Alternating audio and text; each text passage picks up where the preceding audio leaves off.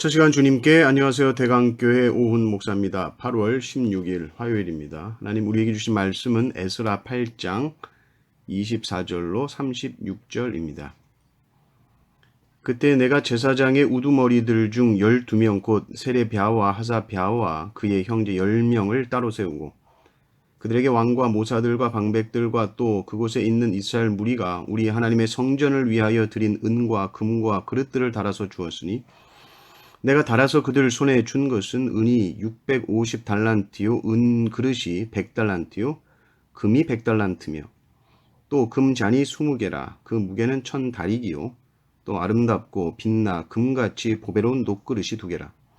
내가 그들에게 이르되 너희는 여호와께 거룩한 자요, 이 그릇들도 거룩하고, 그 은과 금은 너희 조상들의 하나님 여호와께 즐거이 드린 예물이니, 너희는 예루살렘 여호와의 성전 골방에 이르러 제사장들과 레위 사람의 우두머리들과 이스라엘의 족장들 앞에서 이 그릇을 달기까지 삼가 지키라. 이에 제사장들과 레위 사람들이 은과 금과 그릇을 예루살렘 우리 하나님의 성전으로 가져가려 하여 그 무게대로 받으니라. 첫째 달 12일에 우리가 아하와 강을 떠나 예루살렘으로 갈새 우리 하나님의 손이 우리를 도우사 대적과 길에 매복한 자의 손에서 건지신지라. 이에 예루살렘에 이르러 거기서 3일간 머물고 제4일에 우리 하나님의 성전에서 은과 금과 그릇을 달아서 제사장 우리아의 아들 무레못의 손에 넘기니 비느하스의 아들 엘르아살과 레위 사람 예수아의 아들 요사밧과 빈누이의 아들 노아디아가 함께 있어 모든 것을 다 세고 달아보고 그 무게의 총량을 그때에 기록하였느니라. 사로잡혔던 자의 자손 곧 이방에서 돌아온 자들이 이스라엘의 하나님께 번제를 드렸는데 이스라엘 전체를 위한 숫송아지가 12마리요 또 순양이 96마리요 어린 양이 77마리요 또 속죄제의 순염소가 12마리니 모두 여호와께 드린 번제물이라.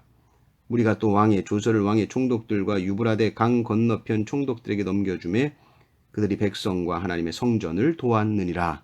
아멘. 에스라는 백성들이 예루살렘으로 귀환하는 것을 준비하면서 금식 기도로 시작했죠. 영적인 준비가 가장 중요함을 알았기 때문에 기도로 무장을 시켰습니다. 오늘 말씀을 보면 이 영적인 준비와 아울러서 실제적인 준비를 하죠. 이 페르시아 관리들 또 귀환하지 않은 이스라엘 사람들이 예물을 많이 바쳤습니다. 하나님의 성전에 바친 예물들을 잘 관리해야 되고 이것을 잘 운반해서 예루살렘으로 잘 가져가야 하는 일입니다. 그래서 이 일을 위해서 24절을 보면 제사장 12명을 세웠다. 그래서 이 성전 예물을 잘 관리하도록 합니다. 26절, 27절을 보면 그 예물의 종류와 이 무게가 나와 있는데 그 양이 실로 엄청납니다. 계산해보면 한 수십억쯤 된다라고 생각하시면 됩니다. 그러니까 이 엄청난 예물들을 가지고 그 귀환하는 길에 왕의 호의도 없이 그냥 금식 기도만 하고 출발한다는 것이 이게 그냥 보기에는 무모한 일처럼 보일 수 있습니다. 당시 여행길 떠나는 자들을 노리는 강도의 무리들이 매복하고 기다리는 강도들이 많았거든요. 이 예물을 먼저 제사장들과 레위인들이 철저하게 관리합니다. 목록들을 일일이 다 적고 그 무게를 다 달아서 정확하게 이제 가져가는 것이고 그렇게 넘겨줘야 되는 것이죠. 나중에 인계받았을 때 이게 인수인계할 때 이게 정확하게 다 받았는가? 근데 이것도 이제 확인이 돼야 되는 것이니까. 우리도 우리가 하나님 앞에 예물을 드리죠, 헌금을 하죠. 그 재정부에서 정확하게 관리합니다. 일일이 다 셉니다. 정확하게 이름 적습니다. 왜요? 하나님께 드린 예물은 하나라도 잊혀지거나 다른 목적으로 사용하면 안 되기 때문입니다. 자, 그렇게 이들은 이 보물을 들고 귀환합니다. 그리고 이들이 바벨론을 떠난 지 드디어 4개월 만에 예루살렘에 무사히 도착하게 됩니다. 거리가 뭐 한 1500km 정도 된다고 생각하면 됩니다. 어느 정도인지 조금 감이 오시나요? 이 먼 거리를 그 연약한 사람들을 데리고 또 아이들까지 데리고 그 강도들의 위험 속에서 보물을 관리하면서 간다는 것이 쉽지 않았겠죠.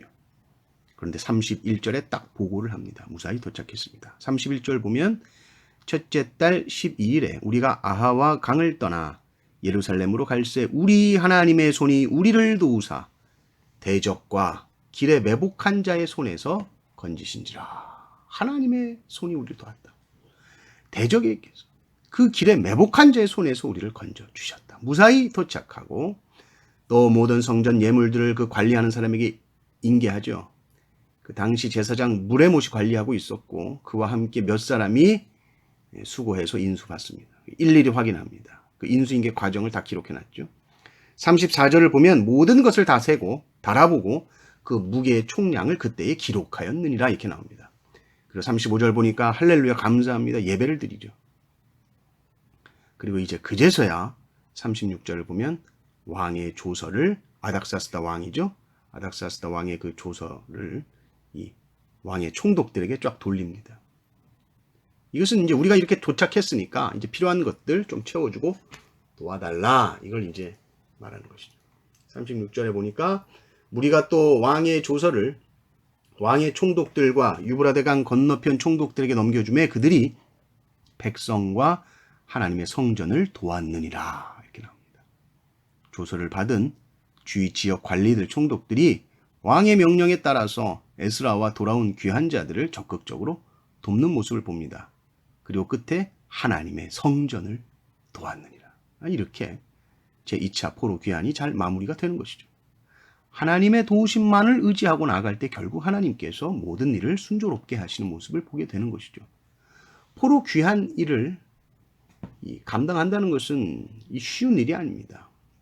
그러나 성도는 어떤 일을 할 때에도 이 일은 하나님께서 도와주신다라고 하나님을 늘 염두에 두고 생각해야 됩니다. 하나님 빼놓고 쉽다 어렵다 말하면 안 되고 하나님의 도와주심을 늘 기대하면서 그 하나님의 도우심과 섭리를 믿을 때에만 우리가 담대하게 도전할 수 있는 것이죠.